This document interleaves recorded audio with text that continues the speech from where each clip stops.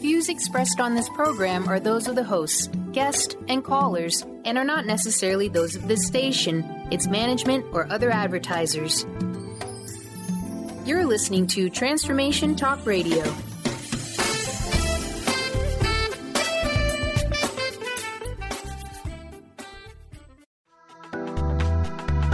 This show's audio was via a Skype call.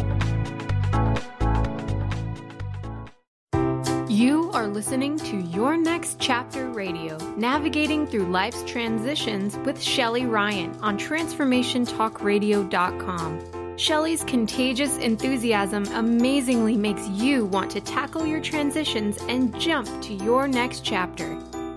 Do you have a major change happening in your life and you don't even know where to begin? Are you letting fear and anxiety get in the way of your next move? Shelly has been working with people for over a decade with everything from writing books to career changes to simply cleaning out their closets. How? Powerfully and funnily. Shelly's creative and powerful approach makes it happen by guiding you deliberately, mindfully, and purposefully. Now, here's your host, Shelly Ryan.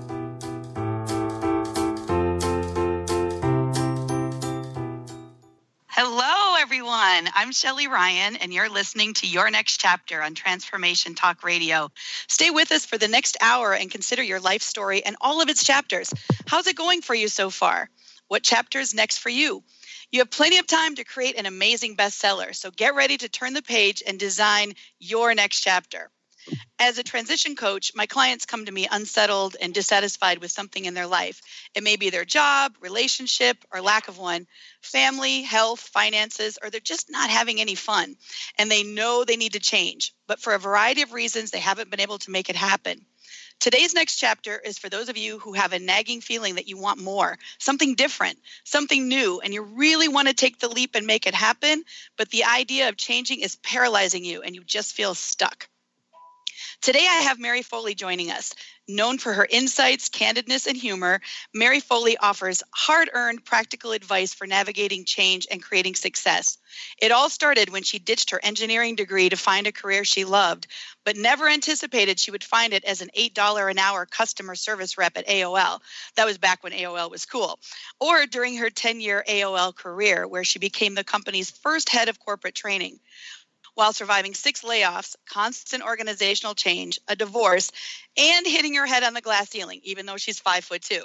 Phew! So today, she revs up women entrepreneurs to generate the revenue they really want with her workshops, business coaching, and hosting the POWER, Power Plug podcast. For more, go to maryfoley.com. So let's welcome Mary to your next chapter. Hello, Mary. Hey, Shelly. How are you today? I am doing so great, so great. Hey, I love your story, and I don't want you to judge, but I still have an AOL account. I know it's kind of retro, but I still have one. I know. It's embarrassing, but I have it now. Retro internet email. That's it. You got it. All right, so I'm going to confess up. I still have one too. Now, I have it for more. I see. Well, I kind of have it until AOL kills me off or whatever. And I don't mean that in a negative way. I mean, what I mean is until I can't have one, I just got to have one, I'm not saying I check it often, but it's true. It's kind of nostalgia for me. Well, so, people who've reached me like 20 years ago. Yeah, absolutely. See? That's right. Well, I love your AOL story. So can you start with that and tell us a little bit about your AOL story? Sure. Well, people do ask me, they're like, Mary, how did you go from an $8 an hour customer service rep to the head of corporate training for AOL? And I say, you know what? That is a great question. Thank you for being so interested. Here's the thing. I had a detailed step-by-step plan that I executed without flaw. Sure you did. I know. I can believe that. If you saw me in person, I'm only 29 years old. I'm blonde. I'm really tall. And, I have some land to sell you, some, oceanfront property in the desert. I mean, really, no. I mean, I love the fact that your show is all about your next chapter. It's about change. It's about embracing what is the next thing, right? So at 23 years old, I graduate from engineering school. I went to Virginia Tech. All right, just say go Hokies on that one. But and the only thing I knew at 23 years old as a new graduate was I did not want to be an engineer. That's the only thing I knew. Yes. Hard-earned education. I think actually it's a great profession, except it wasn't for me. Sometimes you just have to pursue something. I knew exactly why I was pursuing it. I knew exactly, why I decided to stay in it, and when I was really going, this is not a fit. And frankly, the reason of that is I wanted a 4-year degree or a bachelor's degree where I could get done and have a very marketable skill. All right. So that was my kind of job one. And, I thought, it combines math, it combines science, you need some communication. And I thought, cool. All right. I can do all those. And, then when about halfway through, when I realized this is really not the fit for me, I can do it, but that shouldn't be the only criteria for you to pursue something. It should also be because it motivates you or you're passionate about it or something draws you in. And I went, I'm already feeling depressed to do this, quote, the rest of my life, and I'm not even done yet. But here's the thing. I also knew I didn't want to be in school, quote, forever. So when I looked at transferring my credit at that time in undergrad into a different undergraduate degree, because engineering, like some other disciplines, are so specific, you can't really transfer that much. It doesn't apply to a whole lot of other professions or other schools. So I said, I'm just going to finish it. I don't want to be in school forever. I'm going to finish it. I'm close enough. And I went, I don't think, particularly being female, that an engineering degree is ever going to hurt me. Boy, am I so glad I made that decision, because even though I didn't want to be an engineer, and I was, I for sure just didn't even pursue the profession after I got done, and I didn't know what I wanted to do, that one decision has helped me throughout my adult life and in my career, because when you have a technical degree or something that society perceives as a tough thing to get, like a law degree, and such, you all of a sudden are smarter 1 second to the next when someone realizes this. It's like it shifts them right in the brain. But the point is, so what I did was I said, since I don't know the kind of career I want, I decided to put myself in a place geographically that I thought, well, maybe this will increase my odds to figure it out. So I grew up in a small town, Williamsburg, Virginia, and I wanted to go to the big city. I mean, I could gone home, but I really didn't see a lot of opportunity there. And there was this need anyway and desire to go to the big city. Well, I went to metropolitan Washington, D.C. area, and I literally was looking for a job, any job to pay the bills.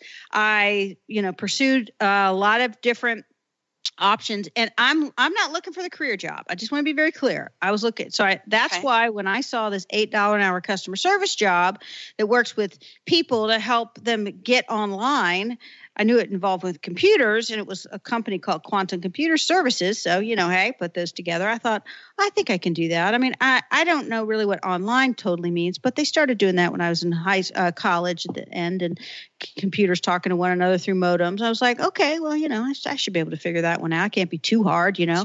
And so amongst others, I applied for the job, and this one, they called me back and they said, when can you start? Can you come up quickly? We're going to start on this training group of new recruits on July 11th. I still remember that. 1988. So do the math. But anyway, the point is that that's how I started my career with AOL, because at the time there were about 120 people in the company. It was called Quantum Computer Services. What we know of as AOL, and then, what we know of as the internet, and using all the different browsers we use today, all that didn't exist, but AOL was the major player in bringing that to the everyday person. And I got to be a part of that ride. So when I started, there were 120 people. I thought I'd stay for 3, months, find, quote, a better job, bigger pay, all that stuff. I did not go to get my undergraduate degree to make $8 an hour. Everybody, goes and aspires more to that. And my parents were also happy that I had bigger aspirations. But the point is that I just really thought I'd be there 3 months. I stayed 10 and a half years. I left. The company was this global brand. It had changed its name to AOL.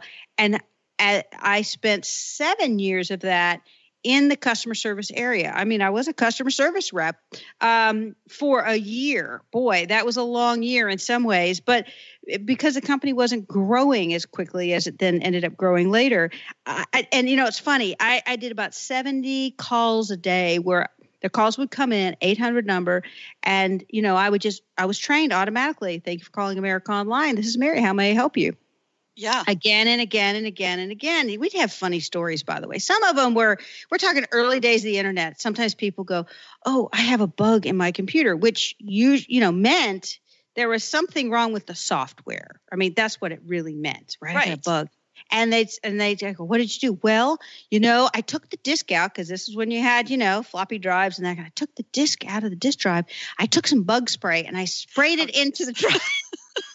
I'd go, "Oh, Lord. Oh, goodness gracious. All right." So anyway, your communication skills go up a lot because all you have is the phone to describe things and tell me what you're seeing and tell me what you're doing exactly. But anyway, I did that for a year.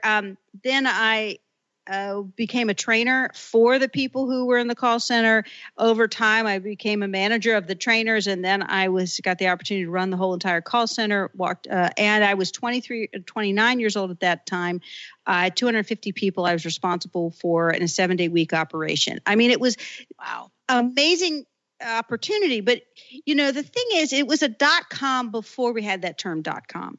Right. And nobody, no individual had experience with being online, really. No, but it was, what I mean by that is they may have had using it as a consumer or as a user, but nobody had industry experience because industry was just really starting and being formed. And the few people who did were sucked up by some of the other competitors. So the point is that everybody was learning about this as we were going along. And so one of the wonderful things that I am still grateful for to this day about this AOL experience on the inside is that if you just were focused on performance, you were focused on, let me figure this thing out as we go. You didn't have to have everything overly defined. You were willing to deal with changes in hardware that came out, changes in software upgrades, changes in, new services that we added, changes in pricing. I mean, whatever it may be to create this thing that we called an online service that people purchased and then they subscribed to, then you could do well there. But if you didn't, if you needed things to be all structured and defined and proven and they had a track record, you would hate it there. And people self-selected out after a while. They just, okay, I've hit my threshold of change and they got to go. When I think back now, it was training that has been so useful for me as I've continued with my career, my life, as the world has gotten faster, as things have changed, and as I have personally gone through different chapters of my life. Yeah. So my fundamental, kind of one of my foundational takeaways of AOL is that you got to figure out how to thrive on change, and that it is a life skill, let alone a career and a business skill. And I think, honestly, Shelly, that has always been true all of millennial time, right? Since people have shown up on this planet and we've been able to be cognizant of that. I also believe that we live in a time that is accelerated change and a really big shift. And it's fabulous on some parts of it, and it really stinks on the other parts of it. And it's not easy. And if we can at least admit to ourselves it's not easy and recognize the landscape we're all operating in, I think it helps to then say, all right, how do I get the skill about how to change? Yeah, I agree with you, because I think if they taught that in college, right, I think we would all be a lot more successful over time. There was a couple of things that you talked about in your ebook, How to Thrive on Change for Your Career Now More Than Ever, that I wanted to touch on. One that I think you've sort of talked about here, but you didn't wait to see the job posting. You took the initiative and contacted your new vice president of HR to start that training gig. And I love that, because I feel like a lot of us are just waiting to offer us a new job or waiting to promote us. Can you talk a little bit about that, about how you just took that initiative? Because I think that falls into or aligns with what you talked about being available to graduate with a degree and change. Yeah, which I didn't realize that. Right. So, Right. All right. So when I was in the call center for a number of years, about 7 years actually, and I was at the time. Then I'm the head of the whole call center. I'm that 29 years old spot, and I'm learning a ton, and I'm producing results for the company. And in my personal life, things are falling apart. Okay. I'd gotten married to what I thought was the man of my dreams, and he ended up being the leading role of my nightmare. Let's just say it was a very difficult relationship. And so at the time, I tried to do the due diligence thing. Let's see if we can work this out. Let's see, going through couples counseling, all of that. And so we were going to get back together. And I knew that I needed a different position in the company if I was going to have the schedule that would give me time to work on this relationship. When I was the head of the call center, you're almost you have to be ready to go at any time. It was almost a 24-hour operation. Anyway, so I said, I need something a little less demanding on my schedule and a little less stressful. Okay. I said, I would rather not change jobs, change companies. And the company was growing, and I started going, what were my assets, essentially? What were my skills that I had that could be valuable to to the company then? And I had so many years in training, and I was now in managing the largest employee population within the larger company. So out of I had 250 people out of about 1,200 that I was day-to-day responsible for. Mm-hmm. And so I also had a pulse of what's this culture, what's happening with the customer, et cetera. So, and we were hiring, like crazy, not just in the call center, but the company overall was growing. And I recognized that in human resources, that was a small cadre of people. They had just recently hired, in the prior 12 months, a vice president that was specifically for HR, not a director level, just really were up in their game. Hiring a comp person, hiring a benefits person. They had more junior people. Now they're getting, really professionalizing it as they needed to, as any organization growing at that rate and that size. I said, they don't have anybody in training, heading up training.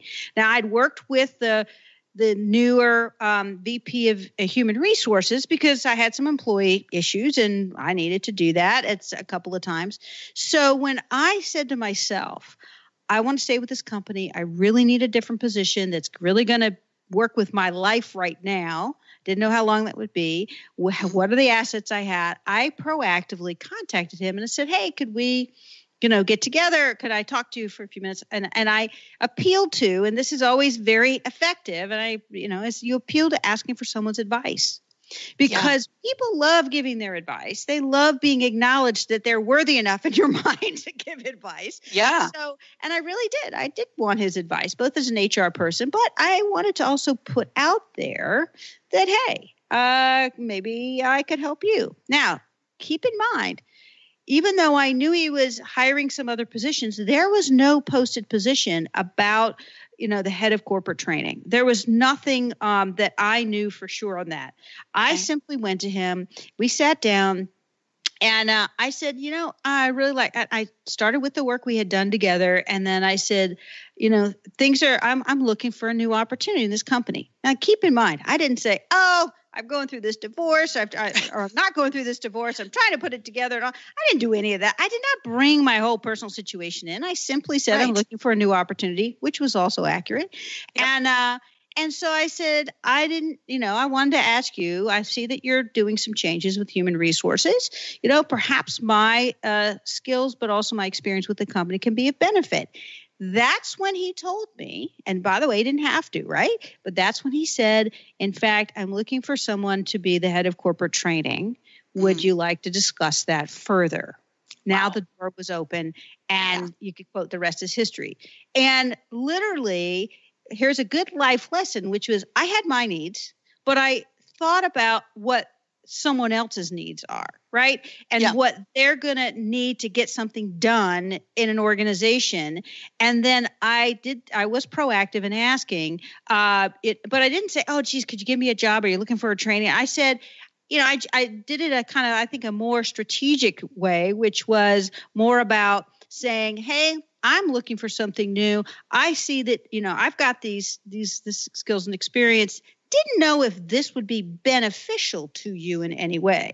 Right. And then I know if there's a let's explore it, he's not saying yes or no. He's saying, oh, there might be, right? Now I know he's been looking or he's considering it and such. So to my knowledge, he never looked and posted this position, or if he did, but he never really seriously probably looked farther than that, because when people are looking for solutions, particularly positions to fill, or I've got to figure out something for my business, they've got that problem and they want to solve it as quickly and easily as possible. Yes. So what I did is I made it simple for him, and I was vetted within the organization. So he could go to my boss and talk about it to me. First, my boss would have to be supportive and let me transition or go, but he could also say, what's she like? Do you think she's capable? So anyway, that's how that worked. And I'm very grateful for that opportunity then too. Yeah, I love that, because I think that we sometimes just sit back and wait. And I think this is really showing that if you are needing that change, because you needed it right then, that was a time where you really needed a change, and you just went forward and made it happen. So I love that. The other piece that we'll talk about just before, and we're going to talk a little bit more about it after the break, that you talk about in your ebook is you have an image that says shift and change, shift and change, shift and change, shift and change, shift and change. So what shifts did you make in order to make that commitment to taking on change? One of them that I had to make was the commitment to kind of internally speed up and to go at a pace that I was not at the time comfortable with. I remember I grew up in a small town. It had its own pace, right? Yep. It had its own amount of change, which was not dramatic. It was steady, but it wasn't dramatic, right? Things were far more known and predictable. I go now into this big city with a lot more variables that I'm not used to. Now I'm part of an industry that's really moving fast. And I found myself, I could say it was a pace of change and to speed up, but here's the speed up in decision making, speed up in assessing a situation, speed up in taking an action, and getting more comfortable with the uncomfortable, as I call it, getting more comfortable with making a decision, hope it's the right one, did the most thought I could, and then being okay with it having to modify and change, and not believing that, oh, if I didn't get it perfect in my decision or my action, that it was the wrong one. No. Right.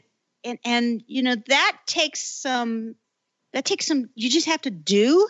You can't just think about it too much. You have to go, okay, I want to get more comfortable with the uncomfortable. Great. Best thing you could do, think through a situation, give yourself a timeline, make a decision, take an action.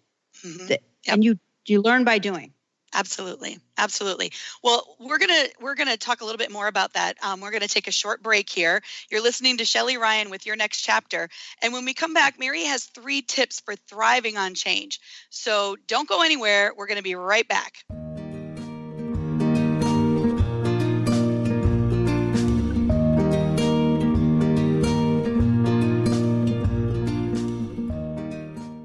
Introducing the Lucid Planet, a digital gathering place featuring cutting-edge, high-vibrational content that will empower and inspire you to become the greatest version of yourself.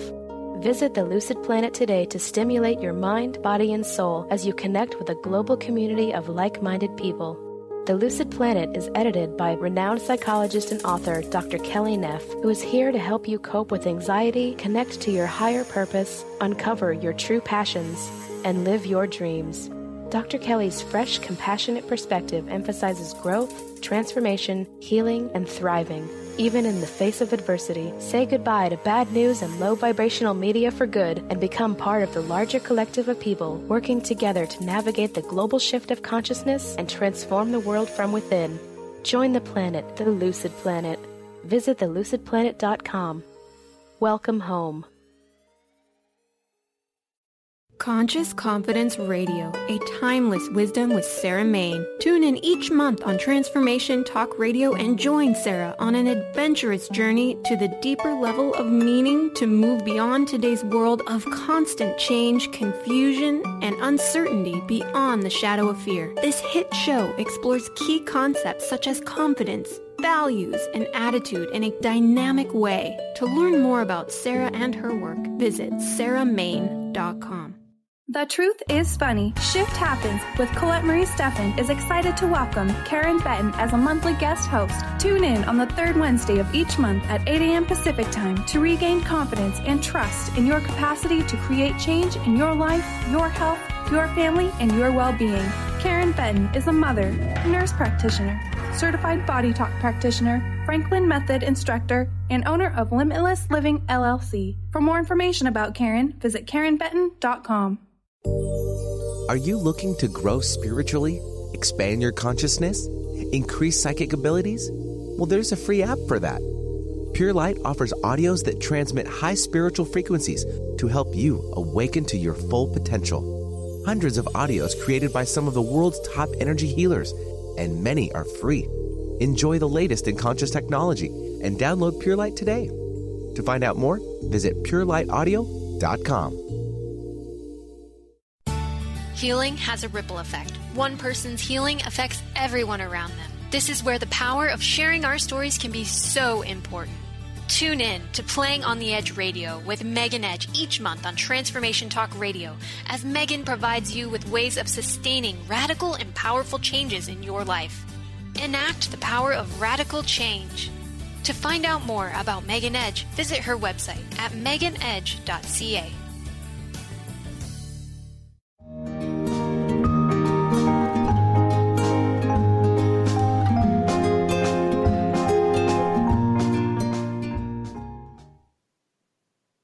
We're back on Your Next Chapter with Shelly Ryan. I have Mary Foley here talking about thriving on change. Mary's going to share 3 tips that will really help you take change from being a chore to something you can actually enjoy. So Mary, why don't you go ahead and start with tip number 1? Sure. There's a lot of advice around change, and these are 3 that I go to again and again and again for myself, which is why I wanted to pass these on. And one of them we kind of alluded to, but it's that it's a mindset thing. And if you don't have this, none of the other tips will matter. And that is, change is inevitable. Growth is totally optional. So choose to grow. I mean, it's simple. It's kind of a way, but it's just that sometimes when we have to reflect, why do I'm resistant to change. I don't like this. I get angry about it. I get frustrated with it. You get that angst inside.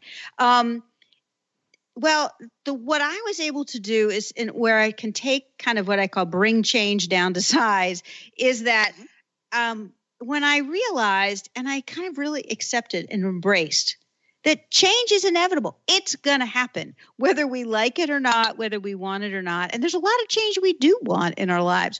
But change, the kind of change usually we get an angst on, the stuff that makes us uncomfortable, we don't want that aspect to change. It's inevitable. But growth is optional. What you can learn from it, how you can benefit. There's just, I say, there's got to be something, even if you can't see it right now. So if you decide up front, I'm going to choose to grow, I'm going to choose to recognize the change and go, yes, in addition to me being a little grumpy about it, perhaps. Because it's on a continuum. Change is either on the one end, kind of uncomfortable, and on the other end of the continuum, downright painful. You can be anywhere on that continuum, but you go, okay, I'm going to choose to grow. And particularly when it's the more uncomfortable and more painful, say, what can I learn from this? How can I benefit? There's got to be something. Please, God, universe, even my friend, what is it that I might be to be able to benefit from this?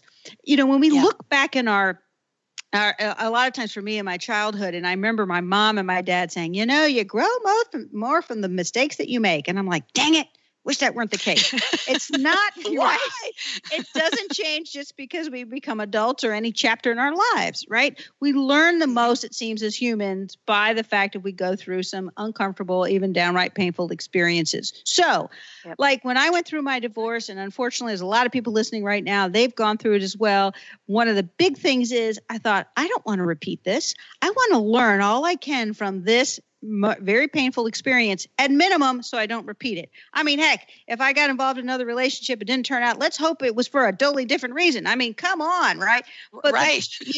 But more so, I wanted to learn, how did I contribute to this? What was my behavior? What did I do that I can change in myself so that I'm a better, healthier human being? And I also can have a better radar for who's a good match for me. And I did. I mean, I learned a lot from that. And we all continue to learn. That's a more extreme example, but we can learn from the smaller things too, Like I have a good friend and she's a social media consultant, and she will I've worked with her to help put some stuff, not help. She does it for me, but we're together because I'm one of her clients. And so I will put some things up on, let's say, on Facebook. And you know what? Some things work better than others because we have to see how people respond. And so that was like, that wasn't so good, or, oh man, that was not really the best post. Okay, we take it down. Okay, but we learned about one another. We learned about what's the vibe and what that. We learned how people are responding. All right, so that's kind of a little bit more temporarily uncomfortable. Move on next, type of thing. But it's just that, what can I learn from it? And how can I grow personally or professionally? So it might be knowledge. It might be an insight about yourself. It might be an aha about a situation, but that's one. This another big idea is you really have what it takes to successfully navigate change. I'm going to say that again. You have what it takes to navigate change. Here's why I say that. And I share this with a whole lot of groups. And that is, I have two irrefutable pieces of evidence that I can share with you right now, everyone listening. And this is not because, I've done any recon on any of you, okay? It's just that if I were a lawyer, I'd say, here's Exhibit A. If I looked at a chart, if we saw a chart of, all the way from the day you were born to today, as you grew, and they had little pictures of you when you were a toddler, and then first grade, and then maybe fifth grade and middle school, and then you go to high school, and then maybe you graduate from college, and maybe a young adult, maybe beyond that with a family or wherever you may be in certain part of your career. You've had no 2 days that are exactly alike, and every single day you were growing and changing. At first, you couldn't bathe yourself, you couldn't feed yourself, you couldn't clothe yourself. And it's like, now look at you. Every day you get up by yourself, put on your own clothes, brush your teeth, hopefully take a shower. Anyway, the point is that you have been figuring it out every single day. Mm-hmm. So you've been changing your entire life. You've been doing it responding to situations. You've been doing it more unconsciously in the expectation, but you have been changing. So you can't tell me you can't deal with change. Because the other evidence, Exhibit B, I say is, guess what? You're still here. You're still living and you're still breathing. You're still upright. This thing called life, you've been successful and you've been adapting, because otherwise you'd either be 6 feet in the ground or in a box. So the fact is, if you are listening to this right now and you're able to say, hey, I'm standing, I'm breathing, I'm operating, you've been able to be successful about dealing with change. So we forget, though. We forget. And part of we often get in new situations, new things to figure out, and we don't feel confident. So here's another kind of aspect of that, which is I want to feel confident when it comes to navigating change. Here's my mindset. I'll pass it on to see if this is helpful for you. I used to think that confidence was, I know what to do, when to do it, how to do it, and I have no doubts. That'd be great. That'd be fantastic. I could go into any situation. I know exactly what to do. I got this underhand. I've been doing this for a while. In a world of change, a lot of change, rapid change, that sets you up for feeling less than a failure all the time. Mm-hmm. Like I'm always going to feel like I'm not confident. So when I finally shifted and I said, you know what, that can't be confidence because that sucks. So now confidence to me is I know I can figure it out. It's saying to myself, I have the belief enough in myself because look at all the things I have already figured out to get to this point today. Everything from what do I want to, I figured out what to have for breakfast to, what clothes I'm going to wear to what direction I'm going to take in my career, what I'm going to do in my business, what I'm going to do in my personal relationships. Those are lots of things to figuring out. I know I can figure it out step by step, piece by piece, moment by moment.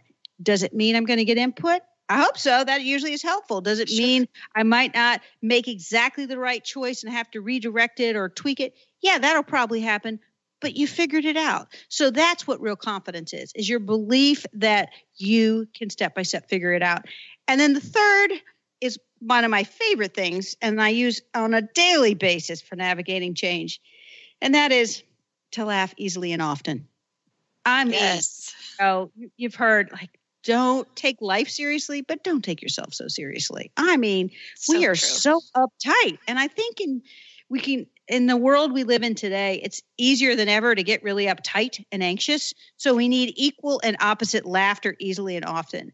And one of the best things you can do for yourself and the people that you're around, coworkers and your loved ones and people that are your clients, is to notice the funny things, the stupid little things we do. Laugh at yourself and call them out. And then in a way that's lighthearted. I was, in fact, earlier today, I had to get some new glasses. Well, actually, I got some new glasses and a prescription, and these glasses weren't working right. And I was like, I have really given this some time. I've got to go back to the store. And I did. And I realized they said, wait a minute, one of these lenses were not done right. They should have been done for, computer, not for farsightedness, et cetera. And I was like, no wonder I can't see out of them. And the gal who I had worked with was right behind, and I didn't remember it till she brought it up. She comes over and she goes, I'm sorry. I remember working with you and I put in the wrong, measurements. And I looked at her and I just said in this kind of lighthearted, kind of exaggerated voice, I said, oh my gosh, I know you meant to do that too. And she laughed. Of course, I'm being sarcastic, but see, it's that. It's like, those are my three tips. Yeah, I love that. I love that. You know what I also think is really cool, Mary, is that you came back to your engineering degree, right? Figuring out a solution to a problem. So it really did come full circle. I love that. It has. That's right. I love that. Well, we can find Mary's information and ebooks at maryfoley.com. So thank you so much, Mary, for joining me today and sharing your story, your expertise, your courage, your advice for women who want to make a change. I absolutely loved it. Before we take a break, though, Mary, can you give us your contact information one more time for our listeners? Sure. I was going to say, one of the best ways to get in touch with me and to benefit more from what I'm doing, if it's beneficial to you, is on Facebook, facebook.com/Mary Foley Rev Up, because I help to rev up women entrepreneurs and help them navigate through change. And I'm actually going to put that ebook that you really loved, which is Thriving Shift and Change. I'll put it up on my Facebook page. Anyone can get it there immediately. You can also contact me, Mary at maryfoley.com. And of course, my website's maryfoley.com. I try to make this as hard as possible. All right. Yeah. To remember my name, you've got your more than halfway there. So yes, maryfoley.com. And we didn't get a chance to talk. We have just a minute. Can you talk a little bit about your life as a superhero? My life as a superhero. Okay, many years ago, it started with the red cape. But really, that's right. And when you go to my website, maryfoley.com, or to a Facebook page, which is just Mary Foley Rev Up, you'll see me with a red cape. And it'll be moving, actually, too. It's kind of neat. We're able to do that. So here's the idea. We're all, in my mind, particularly I work with women entrepreneurs, we all have invisible red capes that we need to throw on. And when we're building our businesses as entrepreneurs, but we do it also as moms, we do it as, spouses, we do it as friends. And that is, this idea of we can do it. And it's just fun. It's motivating, keeps us lighthearted. But it's also this focus of I can figure it out. I can. And so in my work today, in particular with women entrepreneurs, I help them figure out how they can generate the revenue they really want, what is some of the mindset, but what's also some of the practical skills and the accountability of figuring that out. Because having someone hand in hand, kind of arm in arm, whether I do coaching or consulting or in small groups or one-on-one, that's what I'm here to do and to help women entrepreneurs to realize their dream with their red cape. I love it. I love it. Thank you so much, Mary. I really appreciate it. This is Shelly Ryan with Your Next Chapter. We're going to take a quick break, and when we return, can we choose to be happy? What do you think? Stay tuned.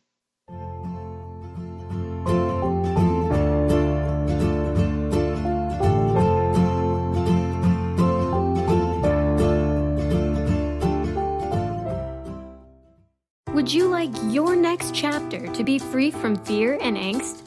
Tune in to Your Next Chapter Radio, navigating through life's transitions with Shelly Ryan the fourth Monday at 12 p.m. Pacific on TransformationTalkRadio.com. Shelly's contagious enthusiasm guides you through life's transitions deliberately, mindfully, and funnily. For Your Next Chapter coaching or to listen, visit YourNextChapterCoaching.com or call 602-617-8351. Next.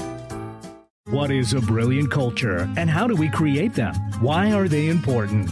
Claudette Rowley has created a breakthrough 5-step process to help you align your culture with your business strategy for exceptional results. Looking for a culture that drives organizational excellence? Listen to Cultural Brilliance Radio, the second and fourth Friday of each month at 10 a.m. Pacific and 1 p.m. Eastern on Transformation Talk Radio. To learn more or work with Claudette, visit culturalbrilliance.com. Tune in to People Like Us Radio with Megan Lyons, transcending the trauma of the human experience. Megan will be raising the universal consciousness by empowering listeners with their own inner strength, working past trauma and abuse. Megan will show you how to find true healing and inner peace through the art and practice of self-love. Tune in every first and third Friday at 10 a.m. Pacific, 1 p.m. Eastern. For more information about Megan and her work, visit EnterTheLightLLC.com. Charlene Hess is a red-headed powerhouse of energy, love, and light. As a hairstylist, personal trainer, and life coach, she empowers people to develop a deeper connection with themselves, mentally, emotionally, and physically. Join Charlene the third Friday of each month on The Cornelia Stephanie Show. Get ready to experience your highest self, find your purpose, and discover your calling. You too can become unstoppable, shining your light and sharing your gift. Visit Charlene at charlenehess.com. Are you traveling most of your day? Do you want to take Transformation Talk Radio with you anywhere you go? Well, guess what? There's an app for that. Just go to the App Store on your Apple device or the Google Play Store on your Android and search Transformation Talk Radio. Catch all of our live shows no matter where you are. Thanks for listening.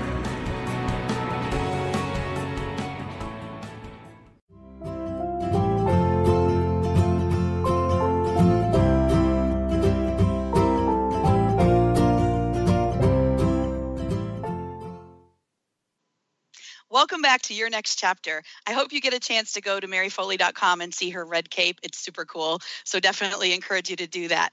One of the signs that you're ready for a change or that change is coming can be feeling unhappy. You're feeling unsatisfied, maybe frustrated, disappointed, or sad. I don't know a lot of people who wake up and say, oh, I wish I could shake off some of this happiness today. Or I feel way too happy today. I got to get rid of some of this. We seem to typically be seeking more happiness. So if happiness is a choice, why wouldn't more of us choose it and choose it more often? I was invited to speak on the science of happiness at the Women Economic Forum in British Columbia, Canada this past year. And researching this topic has opened up a whole new interest for me regarding happiness and positive psychology.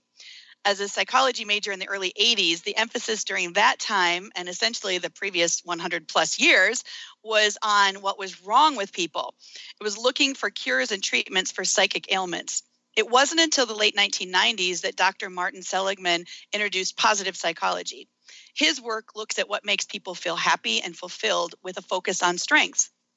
So since this introduction to this new theory, there's been a tremendous amount of work done on happiness and positive emotions, way more fun than all of the negative stuff that we dealt with prior to this time. So back to my question, can we choose to be happy? First, can we agree on the premise that happiness is an emotion? If we agree, Dr. Jill Bolt Taylor notes in her memoir, My Stroke of Insight, that the physiological lifespan of an emotion in the body and brain is 90 seconds. The sensations, how we feel, adrenaline, heat in the face, tightness in the throat, rapid heartbeat, that arises, peaks, and dissipates on their own. She calls this the 90-second emotion rule. After the emotion is flushed through, we can decide if we want to continue in the circuitry of the emotion. So, when was the last time you had a 90-second emotion, right? I can't remember either. So why does it feel like our emotions last longer than 90 seconds? It's because of the stories we tell ourselves about the emotions. Those stories can go way back and typically have twists and turns. In addition to the stories, we also work hard to find evidence to make our stories true. For example, let's say you have a loved one who tends to be late. I don't know if anybody has that situation. The moment you see a call coming in from him when it's around the time you're supposed to meet, you instantly get upset. You feel that knot in the pit of your stomach. Your whole body tenses. Using our example, you think to yourself, oh, here he goes again. He is never on time. He did this to me last Tuesday. He doesn't respect me enough to show up on time. Now we're going to be late. We are always late. I hate being late. Why does he always do this to me? He knows I can't stand being late. Doesn't he even care about me? And you answer the phone with an angry, what? So I'm guessing that sets a certain tone for the conversation, right? All of that story is not emotion, but rather thoughts about the emotions. The initial physiological feeling was gone in 90 seconds. Sometimes an emotion brings up an old story from when you were a kid, a story that you've told yourself over and over and over. You've told the story so many times that it's now become a belief that you have about yourself, whether you know it or not.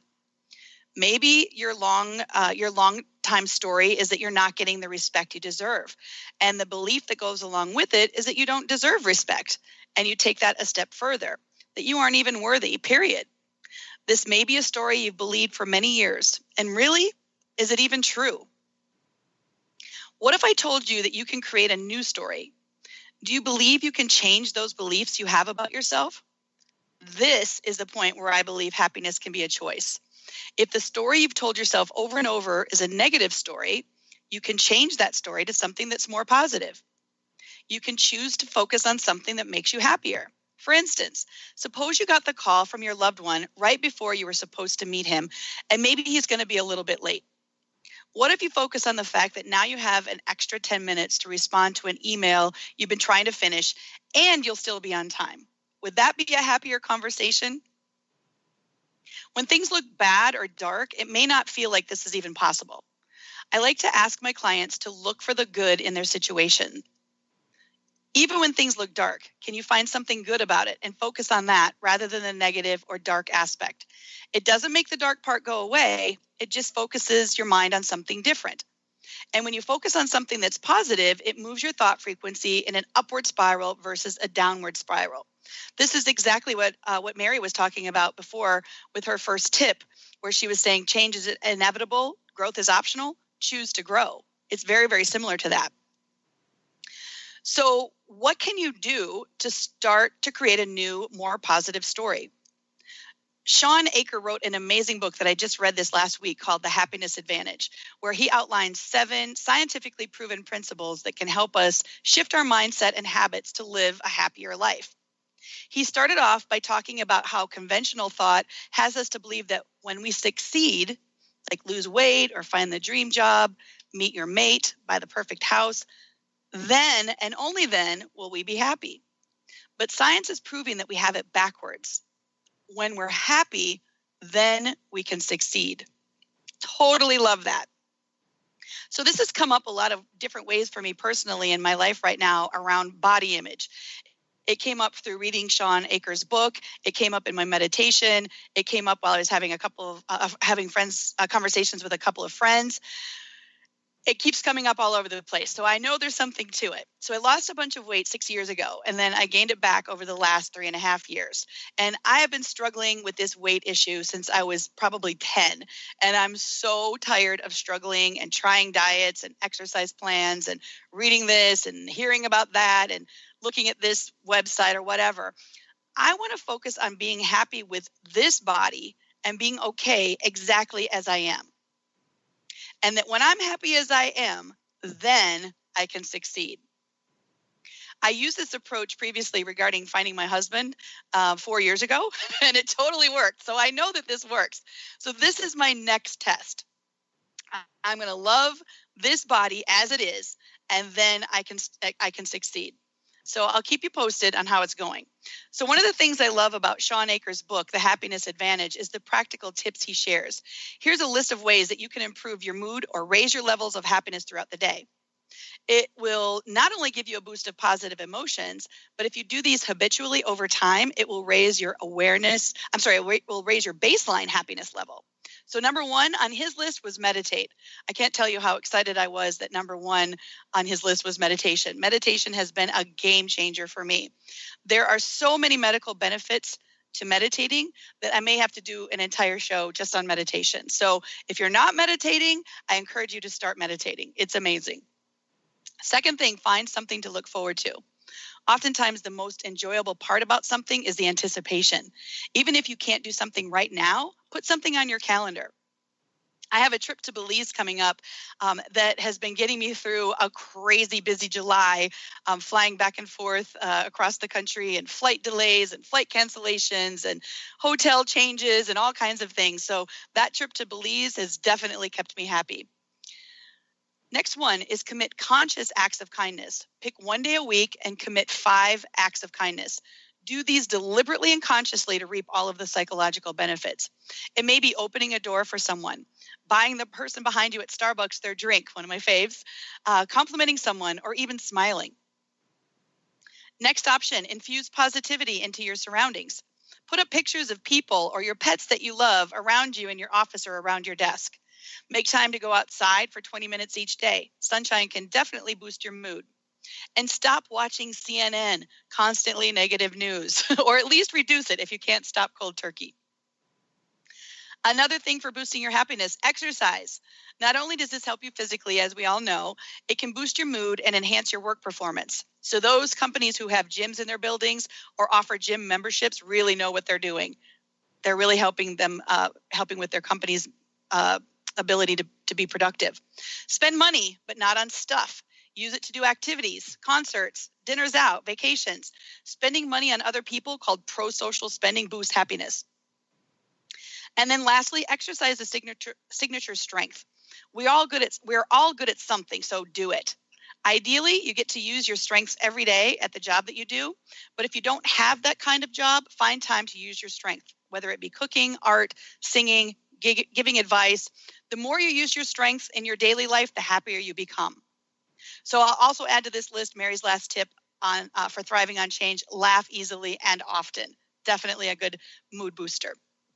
So take 1 or 2 of these and apply them throughout your week, and then pay attention to your happiness level and see if you notice any changes. If you're ready to embrace change and boost your happiness, go to my website at www.yournextchaptercoaching.com and schedule a 30-minute strategy session with me to discuss how we can make that happen for you. You can also sign up for my ebook, The Secret to Your Happiness. You had it all the time at yournextchaptercoaching.com. I want to again thank my guest today, Mary Foley, for sharing such great information. And I want to thank all of you for tuning in to Your Next Chapter. I had a really fun time, and I hope you did too. Please join me every 4th Monday of the month at 12 Pacific, 2 Central, and 3 Eastern Time. Next month, are any of you contemplating moving to a new house, city, state, or country as your next chapter? My guest, Lucy McMonigal, has become an expert on moving. So join me and listen in to get some great tips. Have a fantastic month, and I'll see you back here next time for Your Next Chapter. Thank you for listening to Your Next Chapter Radio, navigating through life's transitions with Shelly Ryan. Tune in live the 4th Monday every month at 12 p.m. Pacific on TransformationTalkRadio.com, where Shelly's creative and powerful approach makes your next chapter happen by guiding you deliberately, mindfully, purposefully, and funnily. Experience proven strategies to set you up successfully for your next move. Get ready to accelerate your purpose with Your Next Chapter Coaching, and listen to past shows at yournextchaptercoaching.com. That's yournextchaptercoaching.com, or call 602-617-8351. Next,